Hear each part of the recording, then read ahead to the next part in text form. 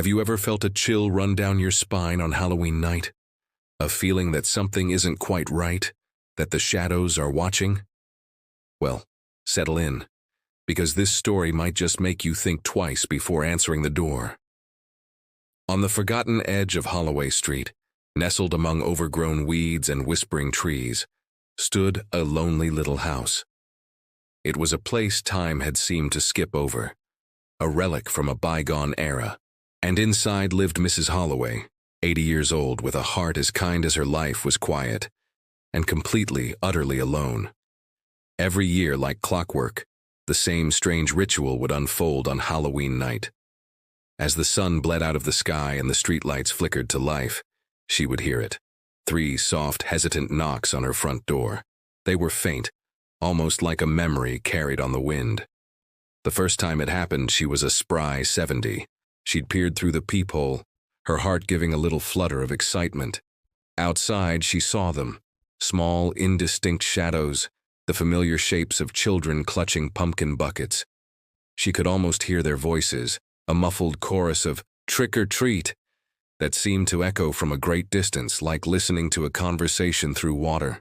With a smile, she'd unlatched the deadbolt and pulled the heavy oak door open, ready to greet the little goblins and ghouls. But there was no one there. The porch was empty.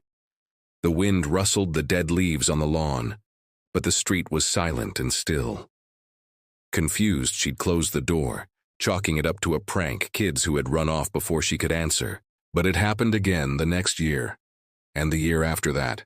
3 soft knocks, the ghostly whispers, the empty porch. For a decade, this strange, silent play repeated itself.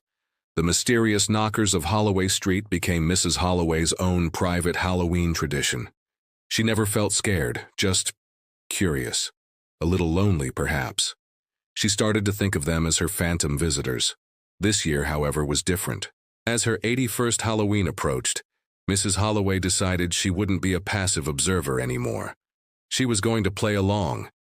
She spent the afternoon baking her famous oatmeal raisin cookies and filling small paper bags with an assortment of candies, chocolates, lollipops, caramels. She wasn't just going to be ready, she was going to be waiting. As dusk settled, she switched on the porch light, casting a warm, welcoming glow onto the sagging steps. She pulled her favorite armchair close to the door, a cup of tea steaming in her hands, and she waited. The hours ticked by. The usual parade of neighborhood children came and went, their laughter and excited shouts filling the air. She gave them her cookies and candy, enjoying their bright costumes and cheerful energy. By 10 o'clock, the street had fallen silent again. By 11, the world seemed to be holding its breath. Mrs. Holloway's eyes grew heavy, the warmth of the tea making her drowsy. Just as she was about to give up and head to bed, it came. Midnight. The grandfather clock in the hall chimed its deep, resonant tones, and with the final chime, she heard it. Knock, knock, knock.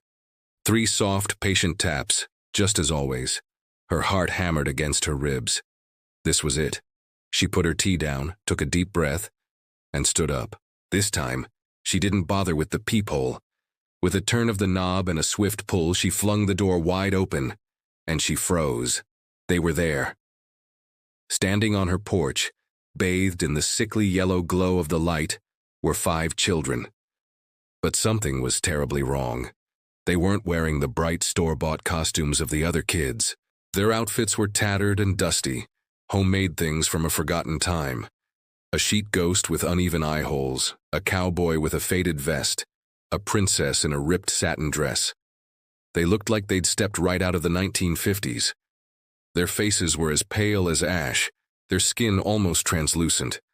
But it was their eyes that stole the air from Mrs. Holloway's lungs. They were dark, empty pools of shadow, devoid of any light, any life. They just stared.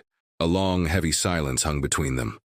Finally, one of them, a boy dressed as a scarecrow with straw sticking out of his sleeves, spoke. His voice was a soft whisper, dry and brittle like autumn leaves. "We've been trick-or-treating for 70 years, he said, his voice carrying that same strange, distant echo she'd heard through the door all this time. We never made it home. A gasp escaped Mrs. Holloway's lips. 70 years. The math clicked into place in her mind with sickening clarity. She would have been a little girl herself then. A wave of pity washed over her, pushing aside the fear. They were just lost children. "You poor things," she murmured, her voice trembling. "Where are your parents? Where do you live?" The smallest of the group, a little girl in a witch's hat that was far too big for her, looked up. A slow, unsettling smile spread across her pale face, a smile that didn't reach her vacant eyes. "They're here," she whispered. "Right behind you." Instinctively, Mrs. Holloway whirled around, her heart seizing in her chest. She looked back into her own living room. The grandfather clock stood silent.